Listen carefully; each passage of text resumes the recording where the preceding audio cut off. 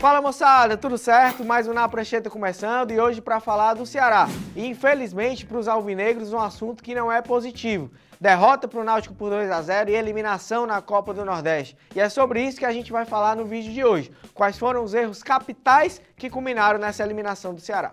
Mas antes da gente começar, eu peço para você, torcedor, deixar aqui embaixo o seu comentário. Na sua visão, qual foi o maior erro do Ceará nessa partida que acabou culminando na eliminação para o Náutico? Deixa a sua opinião aqui embaixo, deixa também a sua curtida, papoca o like para fortalecer o nosso trabalho por aqui. E agora vamos sim começar o vídeo.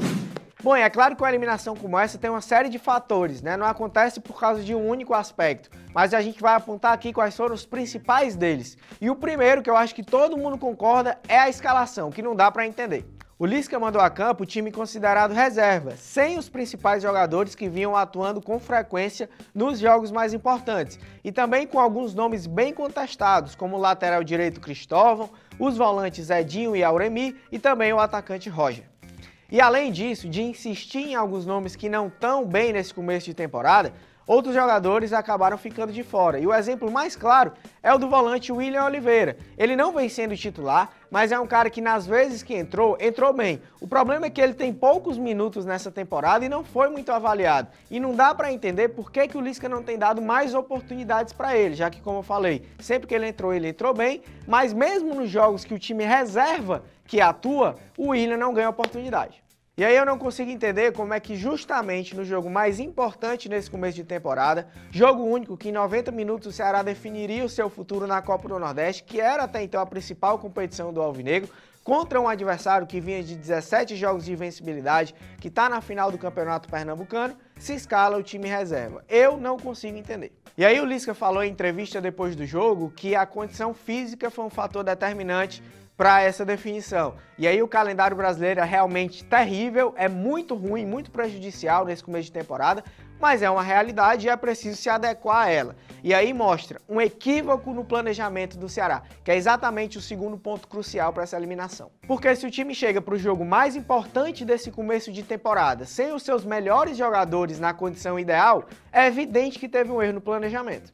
E aí, meu amigo, entra também na conta do Lisca, porque o Ceará fez 22 jogos nesse começo de temporada, e em 15 deles o treinador usou a base desse time considerado titular. Só que muitos foram contra adversários bem mais frágeis, em jogos pelo Campeonato Cearense e Copa do Nordeste, que não tinham tanta relevância, tanta importância como esse jogo contra o Náutico. Se tivesse lá atrás tido um planejamento, uma estratégia melhor de preparação, poupado pelo menos alguns dos jogadores, mesmo que não todos, mas tivesse feito um rodízio mais equilibrado, chegaria para esse momento de definição com jogadores importantes mais inteiros. E aí entra outro ponto relevante. Nos últimos 14 jogos que o Ceará fez antes de enfrentar o Náutico, 11 foram com o time titular. Ou seja, era claro que o desgaste iria chegar mais cedo ou mais tarde. Mas se tivesse preservado alguns jogadores na maioria desses jogos, chegaria agora em uma melhor condição. Mas apesar de ter ido com o time reserva, mesmo assim o Ceará teve condições de vencer o jogo. E aí entra no terceiro ponto que nós destacaremos aqui, que é o problema nas finalizações.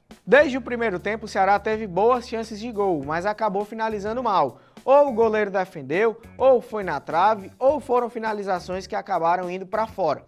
Mas repare que ao todo o Ceará teve 17 finalizações e não conseguiu marcar nenhum gol. Isso porque foram 11 finalizações erradas e só 6 certas na direção do gol.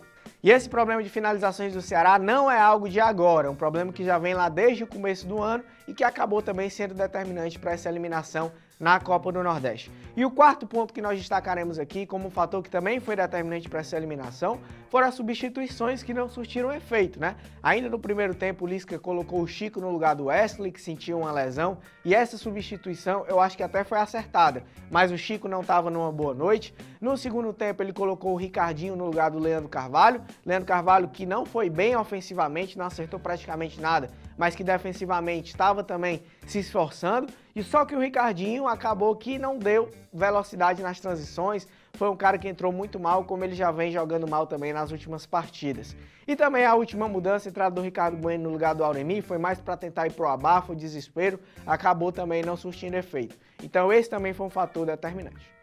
Então é isso, Na Prancheta vai ficando por aqui. Se você gostou desse vídeo, clica aqui embaixo no joinha, deixa a sua curtida, se inscreve no canal, clica no sininho também, que aí você vai receber notificação sempre quando tiver conteúdo novo por aqui.